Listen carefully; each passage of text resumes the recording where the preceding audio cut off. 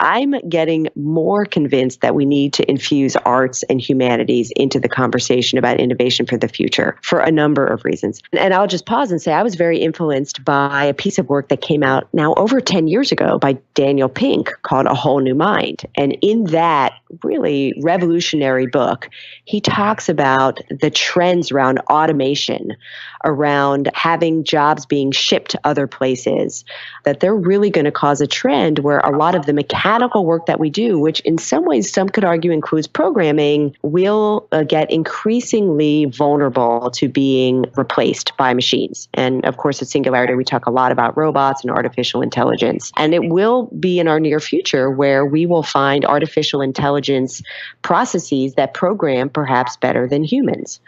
What's uniquely human, and what Daniel Pink argued in this book, A Whole New Mind, and I now feel increasingly passionate about, is that our human ability to tell stories, our human ability to think adjacently, to think, through metaphors, to look at other examples, to find a seed of an idea that we can then apply to a very different context. Computers can't do that yet. Hello, and you are listening to Bill Murphy's Red Zone podcast. I interviewed leaders who inspire me in the areas of exponential technologies, business innovation, entrepreneurship, thought leadership, enterprise IT security, neuroscience, philosophy, personal development, and more. Welcome to the show.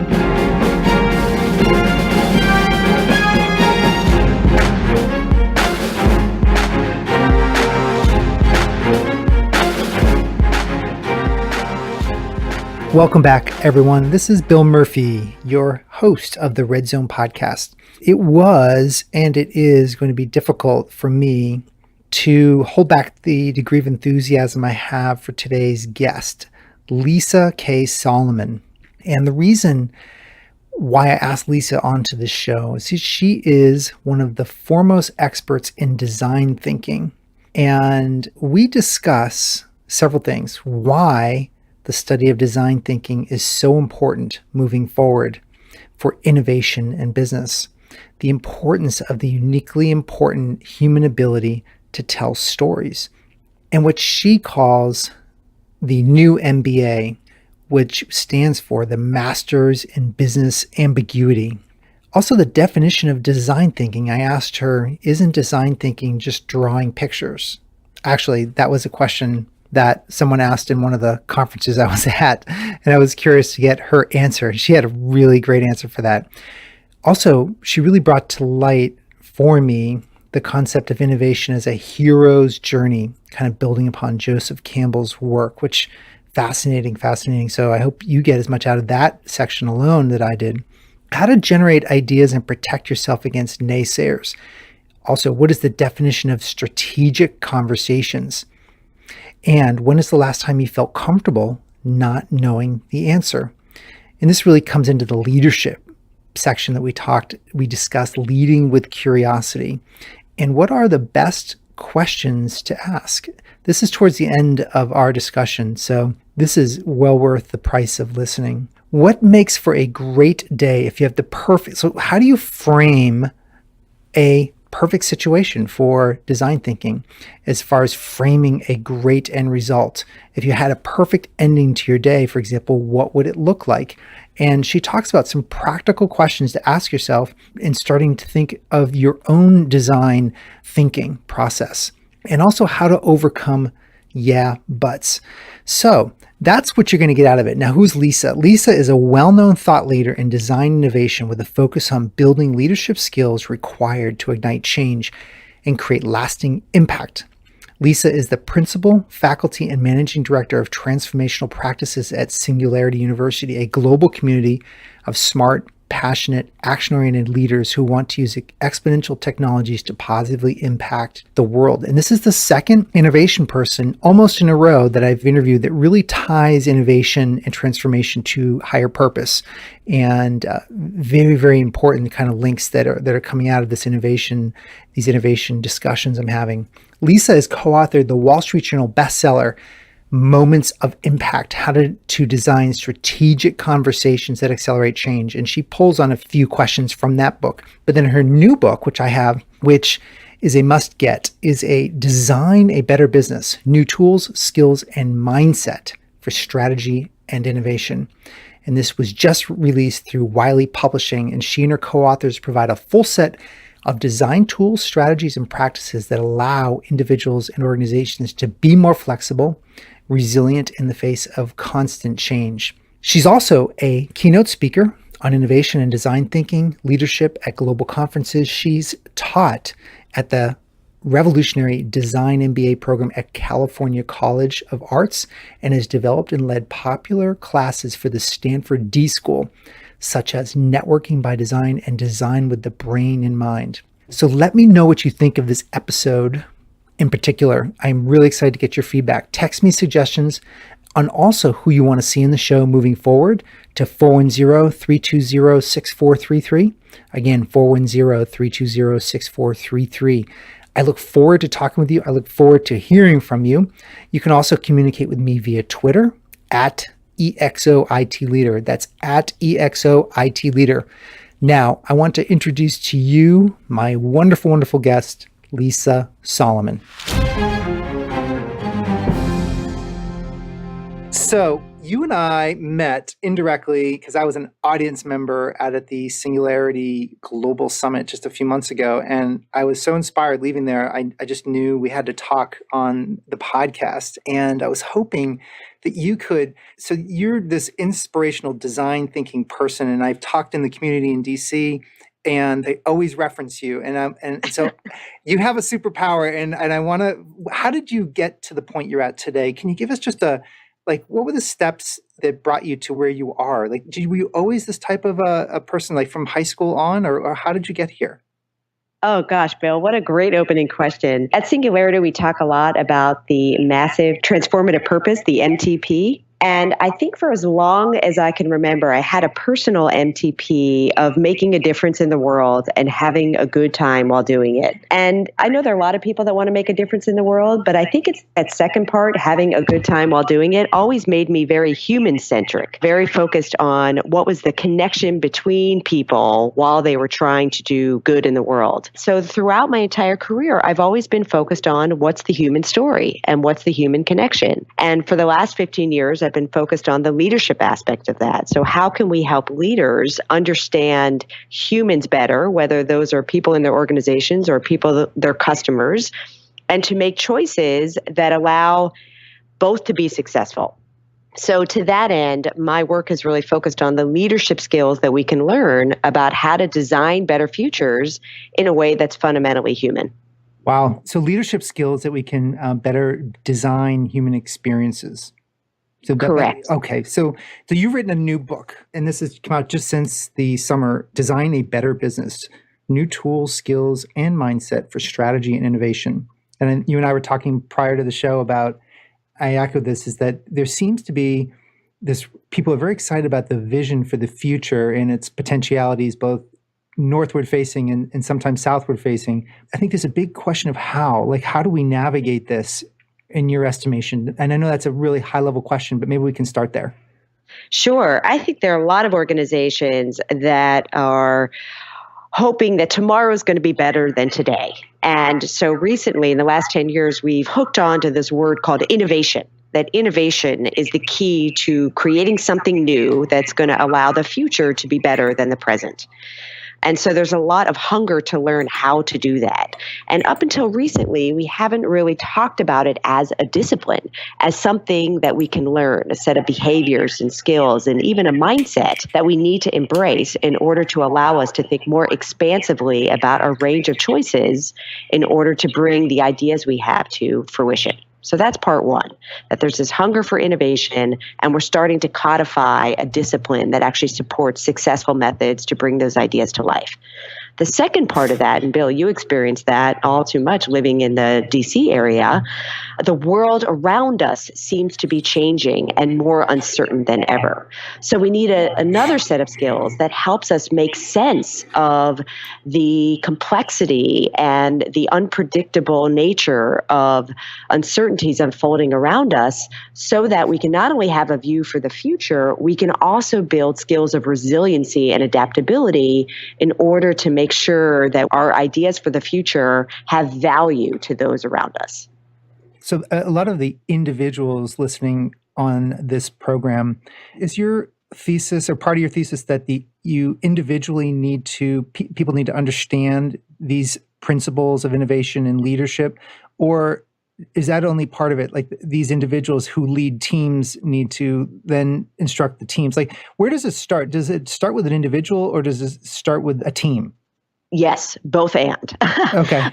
So one of my biggest passions that I feel very, very strongly about is that these leadership skills of bringing new ideas to life, as we talk about in Design a Better Business, they are learnable. That innovation and the ability to come up with a new idea and have it actually scale within your organization, have an impact beyond just your immediate group, that is a skill set we can all learn. And I came to that belief after teaching at the MBA in Design Strategy that's housed in a 100-year-old art and design school in San Francisco. I've been teaching innovation as a leadership skill to these graduate students for 7 years. And what I've really come to believe is that the reason why we're not more comfortable with innovation and learning how to do it successfully is not because we're not capable, it's that we've never been taught. So to get back to your question, I think there needs to be a leadership imperative about why we need to bring in these new ways of working, which we can talk a little bit more explicitly about. And at the same time, there needs to be a doubling down in the capacity building of the organization. Organizations don't become innovative because the senior leadership team says it's so.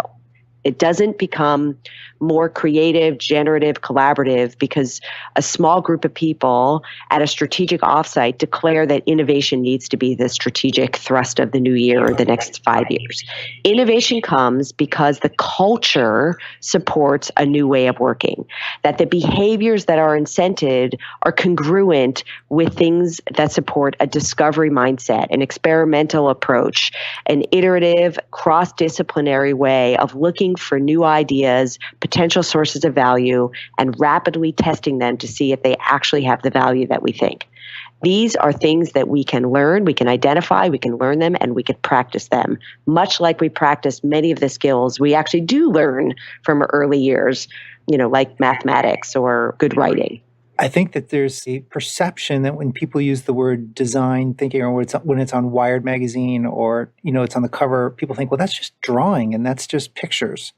It's almost like a branding issue with the word design thinking, because I know here it even was said in the previous, there was a person introducing their firm, and he quickly, it was a pretty good approach actually. He addressed the objection because he knew everybody was going to have the objection, was, no, we don't just draw pretty pictures. And how do you respond to, not so much, because I know in Silicon Valley area, Bay Area, this is not so much the issue, but outside, how do you address design thinking? What's the elevator pitch around it? Like, what is it? It is very confusing, Bill, so I really appreciate you asking the question.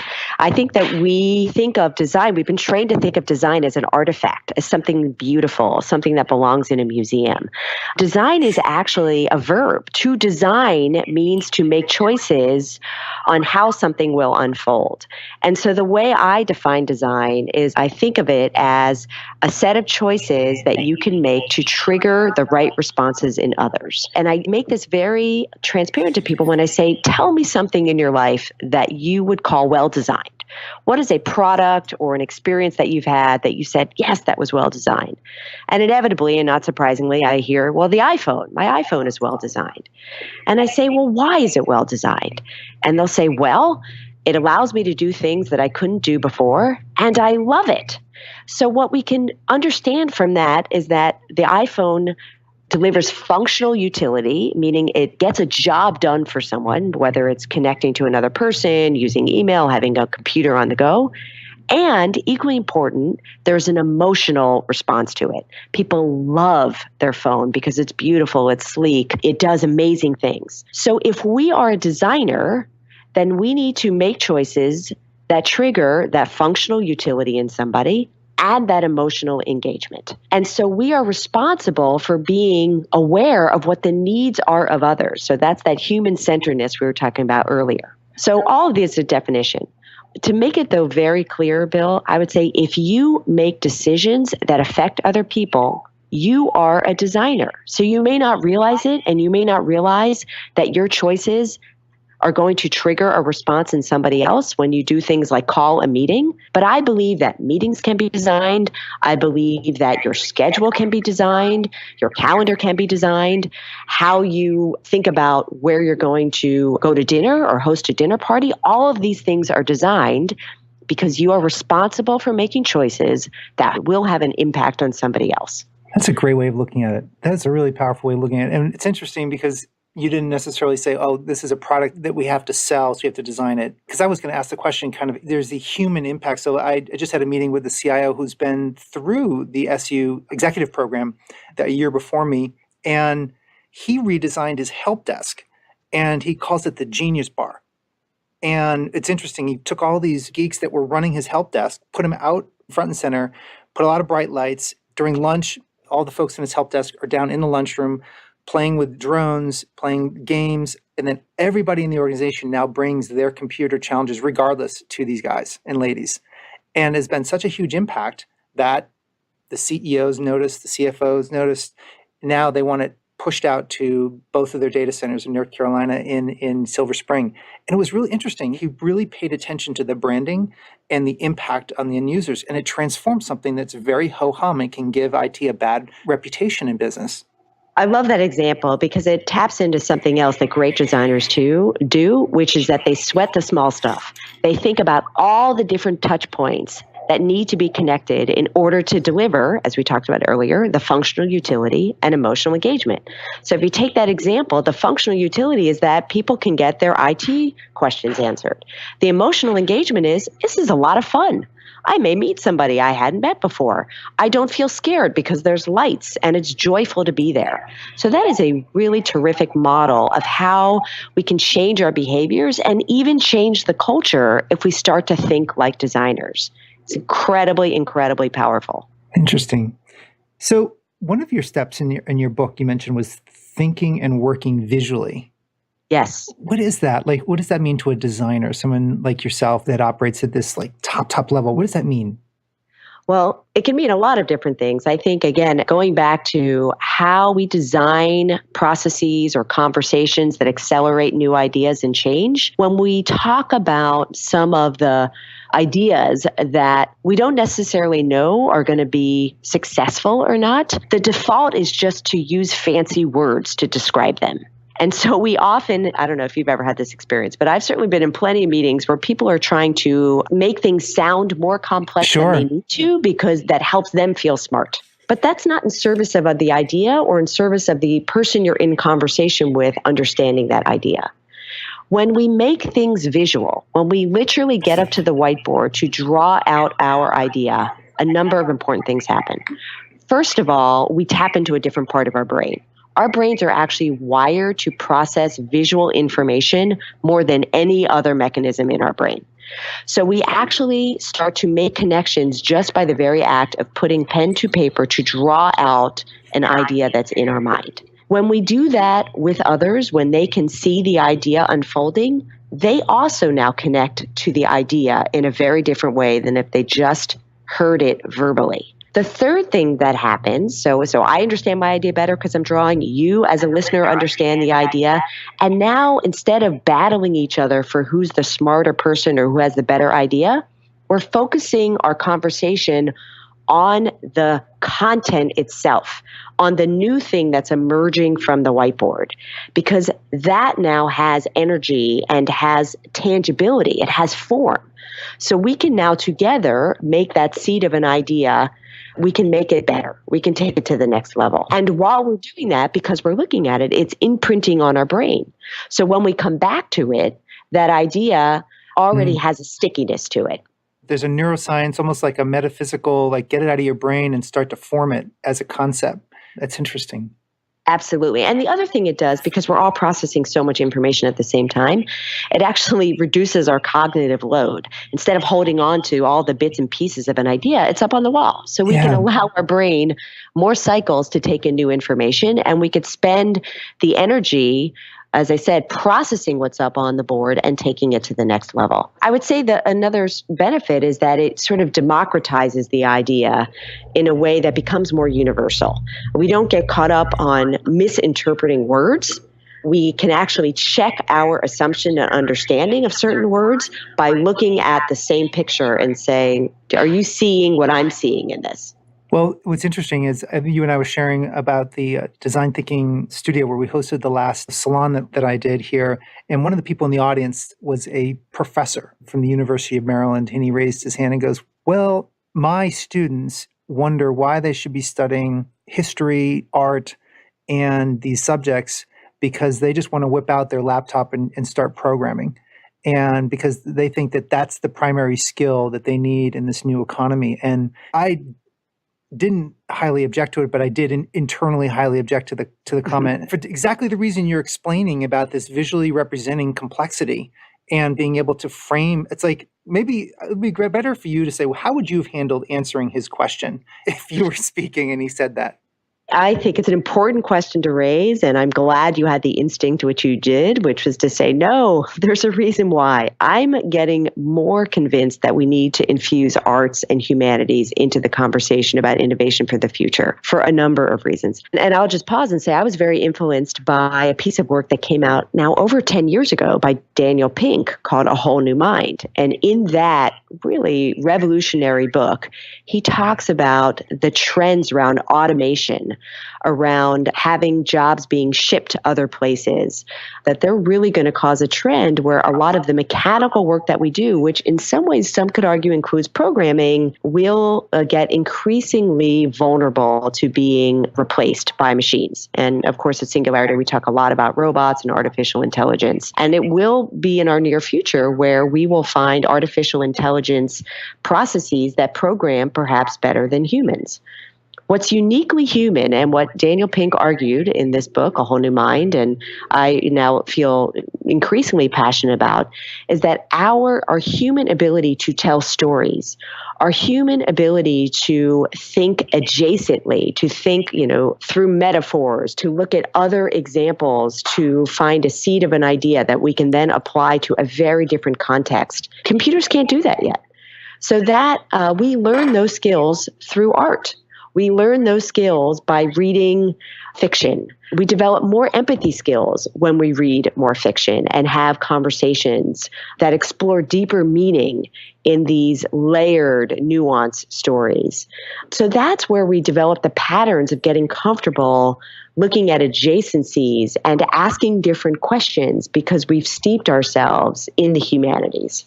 Oh, I couldn't agree more. That's so great. And I think in a complex world, I know we've been on this visualization topic for a while, but I think the ability to take a step above the complexity is very, very important to be able to have a common language, because I think we alienate. I know in my very, very technical world, if you keep yourself there, you're going to alienate a whole population of business leaders that really need you at a level where they can understand and see the abstraction of a higher level concepts around your depth of understanding.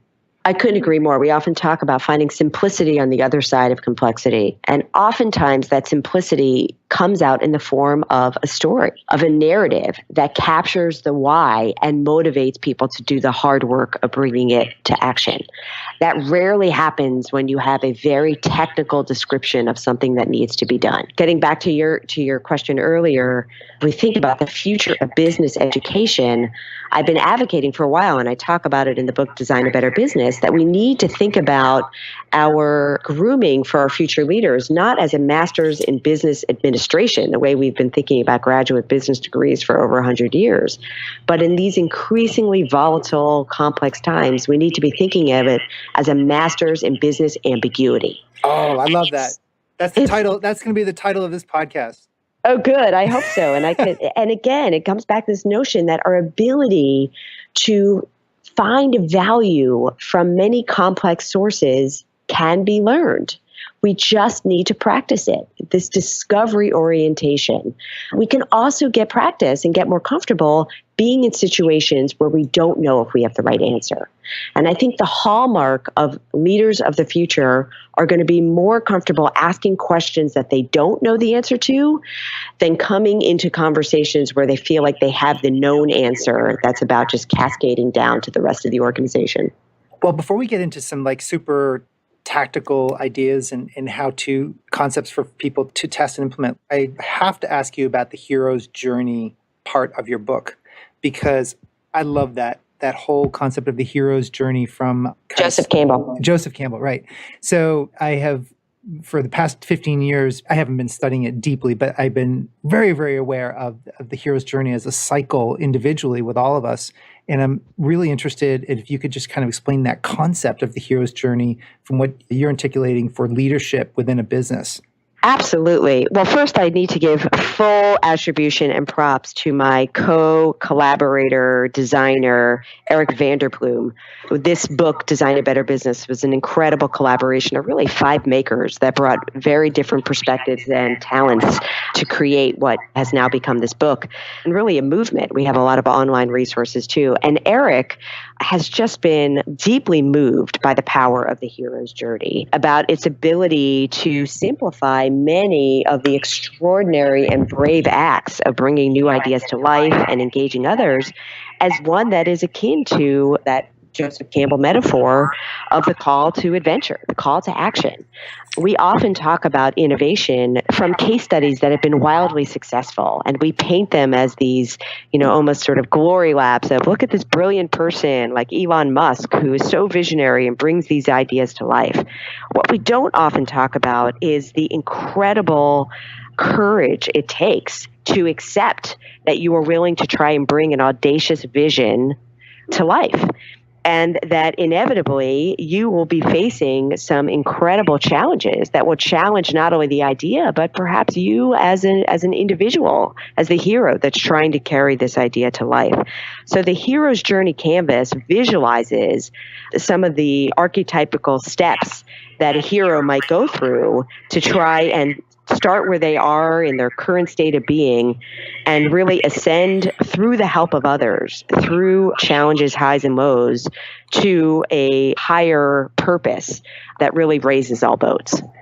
I had asked that question from a different point of view, but the way you answered it was more powerful than I was thinking about it. You're absolutely right, because I think some of the downdrafts that I'm getting feedback from some of the business leaders that I talk to is that they talk about it really is a heroic journey for them to try to be innovative within their organization, to try to be creative, to try new techniques and tactics, to bring new ideas to front. It is because they're met with resistance. Yes, the organizational antibodies to reject change are so incredibly strong. We actually have a whole chapter on this in my first book, Moments of Impact. And the title of the chapter is called Overcoming the Yeah Buts, as in, yeah, but that would never happen here. And we get that a lot. We have leaders that come to Singularity University to learn about the future, to understand how disruption is going to change their industry and change the world. And they leave with these incredible ideas fueled by a deeper understanding of technologies like artificial intelligence, like digital biology. And we spend a lot of time coaching them to say, be careful how you take your new energy back, because you're filled with possibility and hope, and you're leaving as a transformed person, but you are going back to an untransformed organization. And organizations reject change because it really threatens what they know how to do, which is to duplicate the known, execute on what has made them successful to date. What it really requires to make a step change into the future is to allow yourself to question the status quo and to experiment with fundamentally new ideas and new ways of working that for many really puts them in a very uncomfortable place. And so they don't reject the new ideas because they're bad people. They reject them because we don't have enough cycles of practice to get comfortable with embracing the new. Well, the hero's journey in the Joseph Campbell's work and the way that Eric presents it in the book is very, very powerful, because that is right. That is the journey and that leads me to my next question for you, because there's one quote that I read in the book that said, when is the last time you felt comfortable not knowing all the answers? Yes. And then in another part of your book, it said, don't fly solo. You are not smarter than everyone else. But the challenge is that people that embrace these principles are very smart. I mean, they're like really smart. I'm stunned by how smart some of the people are.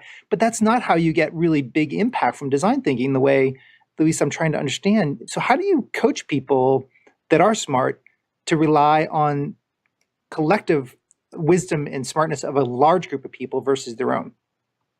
Yes, it's a challenge. And this is where we talk about the mindset. First of all, you got to change your mindset. We have traditionally rewarded individuals that have strong points of view and spend most of their time defending them. That is absolutely the opposite of what we're advocating. We are advocating having a strong point of view, but then we're advocating leading with curiosity, leading with questions, leading with an iterative process that borrows on diverse perspectives to make that initial point of view stronger or to help change it to a different point of view where it's more likely to be successful, to have value. So it really does require a different kind of courage, almost a different willingness to be vulnerable, to say, look, this is a really critical issue, whether it's expansion to a new market or fundamentally disrupting your business model to go from, say, a product model to a service model, something we see a lot. I believe we need to make this change, so the point of view, and I believe we all need to explore the best way to do it, right? So really gathering others as part of the process, being willing to say, I don't know how we're going to do it, but we, as a leadership team, we as a diverse working group are going to figure it out together.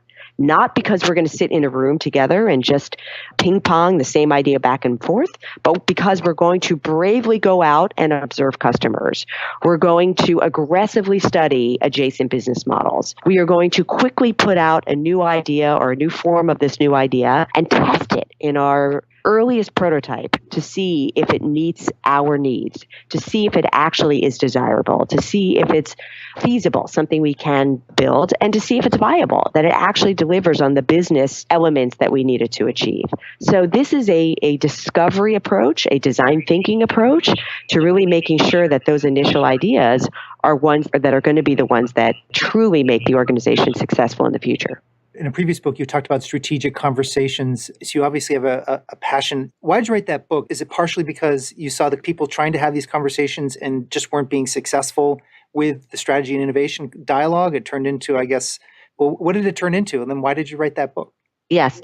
So that was my first book because it's called Moments of Impact, How to Design Strategic Conversations to Accelerate Change. And that book was written with a different co-author, Deloitte partner named Chris Hertel that heads up their innovation practice at Deloitte.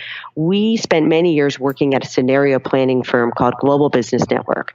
In essence, we partnered with the executives to help them have generative, creative conversations about multiple futures, not just the future that they hoped would happen that was articulated in their 5-year strategic plan. And what Chris and I learned in that process of designing conversations about the future was that most leaders don't know how to do that. That, in fact, the process of coming up with a strategy for an organization was not generative and iterative in its approach, that it was really the wrong set of tools, that we would use tools like a SWOT analysis or Porter's 5 Forces, tools that were very linear, tools that made enormous assumptions about what was going to happen in the future.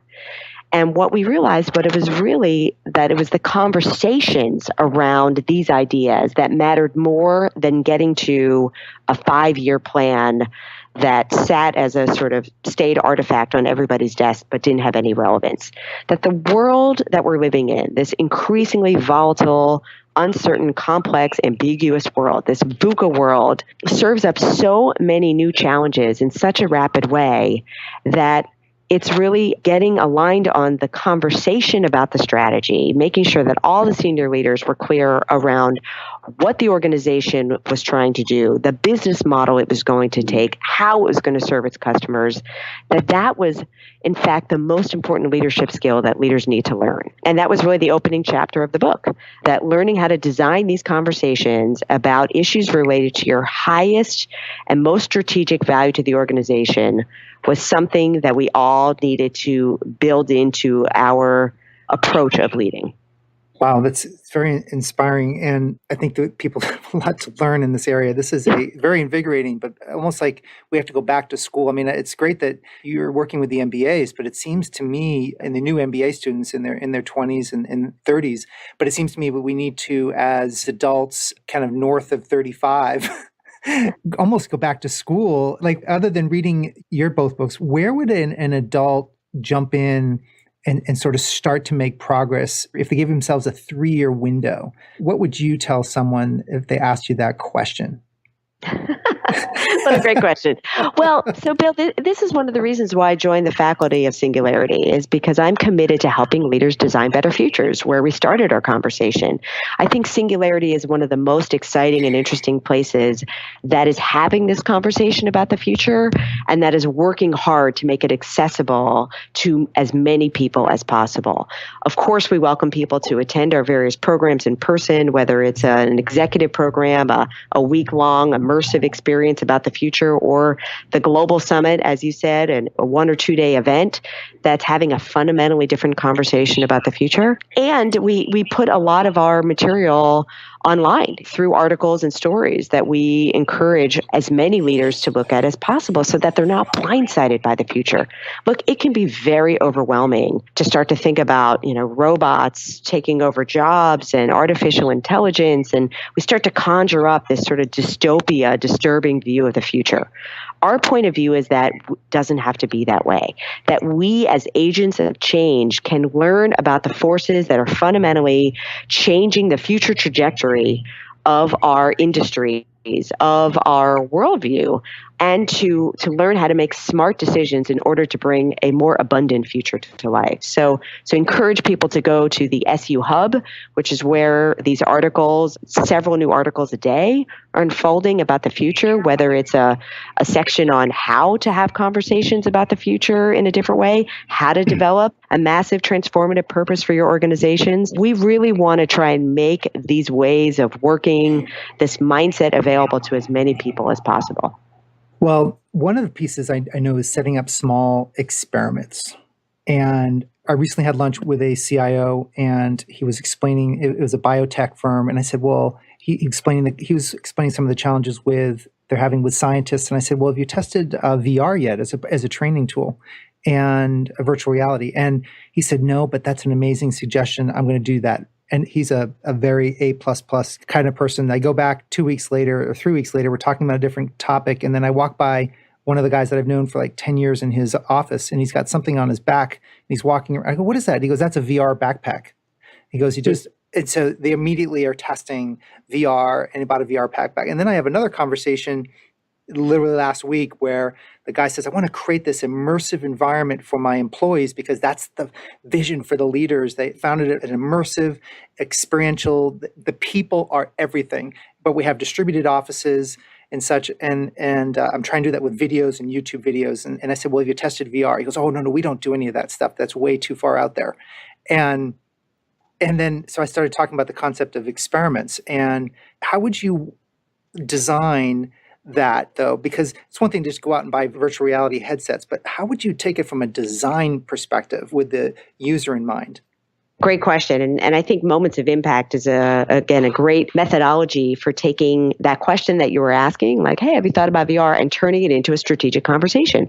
Why do we as an organization need to understand this unfolding technology called VR? And to your point of making it an immersive experience, not just he read this article. VR is fundamentally immersive. It is a 3D experience that you have where you actually get yourself in an individual perspective in a totally different environment.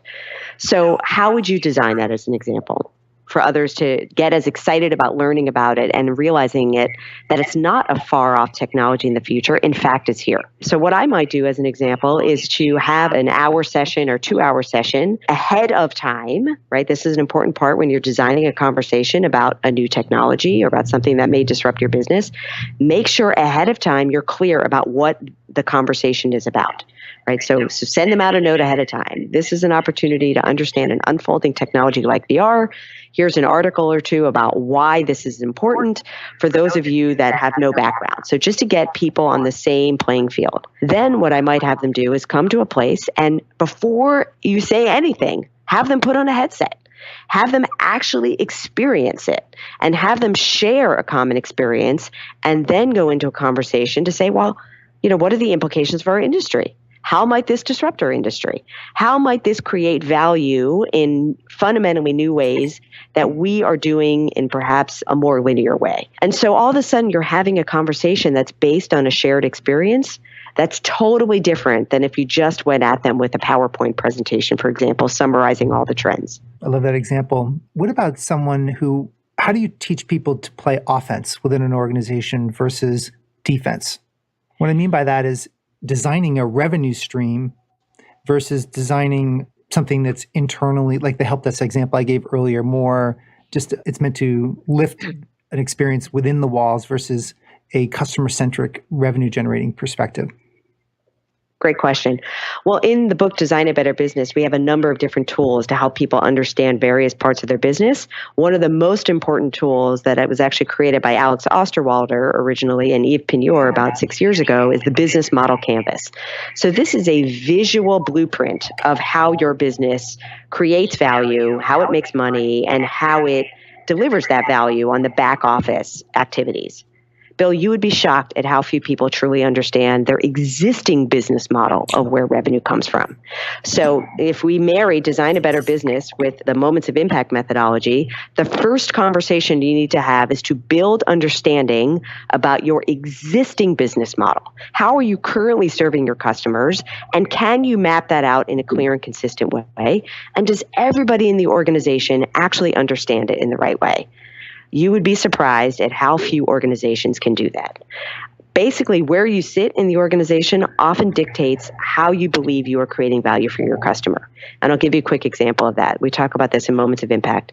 Several years ago, a colleague and I designed a very high-level conversation for Toyota Financial Services that was designed to be an innovation workshop. How are they going to meaningfully disrupt their business to serve their customers different? Toyota drivers who needed to finance their vehicles. So we had the top 60 executives in the room.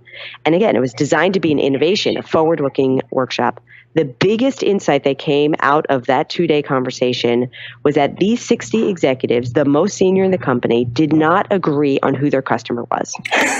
Today. So if you sat in the group that focused on dealer relationships, you believe that your customer was the dealer. That makes sense. If you worked in call centers where you dealt with drivers, you believed your core customer was the driver. If you worked in a part of the organization that dealt with the umbrella company in Japan, you believe that your customer was the Toyota Motor Corporation. How could you possibly come up with new ideas to innovate your business if you can't agree on who your customers are? Oh my goodness. It's, again, Bill, I would encourage everybody listening to this podcast to look up the Business Model Canvas and to spend time mapping not their future organization, but their current organization to make sure that everybody fully understands who their customer is, how they serve them, what value they deliver, and how they make money. Well, and that's the thing. Personally, myself and with my mindset, I would just go buy the book and then just go map out the company after hours. I would just go map it out or in the bathroom. It wouldn't matter. I would just map it out to practice. Obviously, because I would want to just figure this out, this thinking out.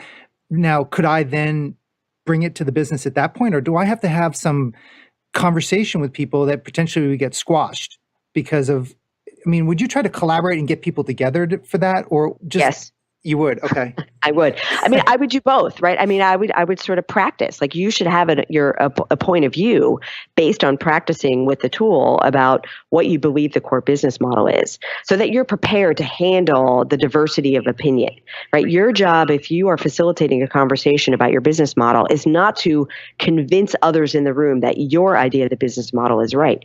Your job is to make sure that everybody has an aligned point of view about the business model. And to get to that aligned view, you need to surface the different opinions in the room. And that can be really challenging. And another important point about this tool, this process, is that the goal is not to fill in the boxes. So the Business Model Canvas has 9 boxes. I often add a 10th if it's an impact organization or perhaps a government organization. And because the core way of that the business model canvas describes value is through three primary boxes: is value proposition, customer segment, and revenue. For many nonprofits, for many organizations, the revenue piece doesn't really capture what they're measured on. They're captured on impact. So that's a slight change I might make to it. But the point is that you need to get people describing that value exchange in their own words, and then to compare notes. Oh, that's interesting. You thought our customer segment was the government. I thought it was the taxpayers. That's interesting. What value do we give to the government? What value do we give to the taxpayers? Are they both true? What are the different ways that we deliver that value? Okay, our business model is predicated on serving both. Does the model reflect that? That's the conversation you need to have. And it's a sophisticated one. So the purpose is not to fill out the boxes, to say, yep, every box is filled, therefore we've done it well. The purpose is to get alignment on the connection between the boxes. It's really a systems tool to understand where value gets generated, how value gets delivered, and how value gets scaled within an organization. Well, I love your story that you had in your book, because at the end, you worked at Autodesk for a while, or at least... One of my co-authors, Justin Locust, was at Autodesk. Oh, okay. So I was reading it it was you, but it was this other gentleman. Okay, but basically it was a fascinating story, because he went to Autodesk and he was in charge of, I guess, a huge revenue component. But then he figured out that he had to go get himself out and go to school and be surrounded by design thinking concepts. Then he came back in with a completely different lens, which I found like an empowering story. Yes. He went to the MBA in design strategy. Justin originally was one of my students. He was very senior at Autodesk, and he really realized, he sort of had that instinct that we were saying earlier. It's like, do I really have all the tools in my toolkit to be as an effective, future-focused leader as I want to be? And what was great about Justin is that he would continue to work at Autodesk as he was getting exposure to these new tools like the business model canvas, and was immediately prototyping them within his teams. It was very, very effective. Yeah, and so I think that it gives people, especially that are beyond, as you're moving on in your career between the books and the online resources and potentially, further education, you can bring a new lens, a new perspective to this design thinking approach into your business. Wow, super. This is great. And as we wrap up, we're getting close to the top of the hour, and I super appreciate your time, because this is going to be gems of wisdom for my listeners. If you could have like a great question that, and I'm going to catch you off guard with this because I didn't preempt you, so I'll extend my question. But if you had a great question, it seems like that people need to develop the ability to ask great questions. Yes. Now, you personally have the top 5 questions every business leader should ask. And I'm not going to put you on the spot for all 5, but is there like a general question that everybody should develop an awareness of as a leader? Oh, gosh. Bill, you did put me on the spot there. I don't know if I have 5, but I would say let's go back to that definition of design, right? Do we know how to create functional utility for our customers and employees? And do we know what sparks emotional engagement? And so embedded in understanding the answers to that is empathy, right? Do we understand our customers? Do we understand our employees? So the simple question that I would encourage all leaders to understand about both their customers and their team members is, what makes for a great day? Right? If things have gone well, what has happened? And I think this is one of the things that really gets overlooked when we even look at design thinking as a process. We get so excited about the boxes. First we start with empathy, and then we ideate, and then we prototype. We can't lose sight of the fact that we're trying to help empower individuals. And so to really allow ourselves to observe and to question, what makes for a great day for this person? What is this person trying to achieve in their life? And can I make choices that enable this other person to get the most out of their day? It's pretty simple, but it's very powerful. We all want to do, I believe anyway, that we all go to work wanting to do our best. We all want to feel like our contribution has value. So as a leader, we need to understand, what is the contribution that has value to you? And how can we make choices that enable you to put your power and passion to work on behalf of the best outcome every day? I love that. Lisa, this has been a fantastic conversation, and I hope everybody gets as much value as I did from just being a fly on the wall listening to you and I. as people have impact in the world and understand their unique perspective on who the customer is and their impact that they can make.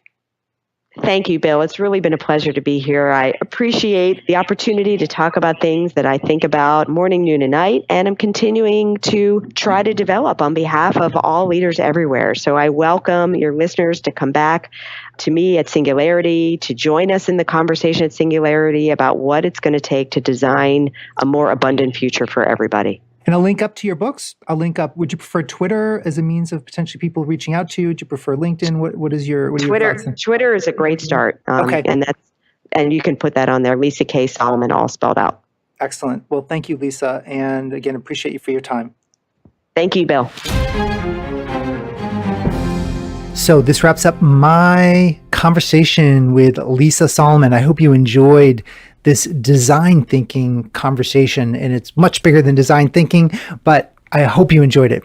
Please feel free to reach out to me. I'd love to hear from you at 410-320-6433. That's my cell phone number, or Twitter at EXOITLeader. Reach out to me. Let me know what you think of this show. I am very, very interested in hearing from you. Also, get Lisa's book that I mentioned earlier in the show. It's going to be on the show notes page at redzonetech.net/podcasts. Design a Better Business. That's her book. Buy it. I think you'll love it. I know I do. So until next time, have a great day, and thank you for your attention and your listening. Bye-bye. So there you have it. This wraps another episode of Bill Murphy's Red Zone podcast. To get all the relevant show notes, please go to our blog at www.redzonetech.net/podcasts. Additionally, make sure you go to iTunes and leave your comments in iTunes about the show. This helps our show rankings enormously, and it helps support the show. Until next time, I appreciate you very much for listening. Thank you.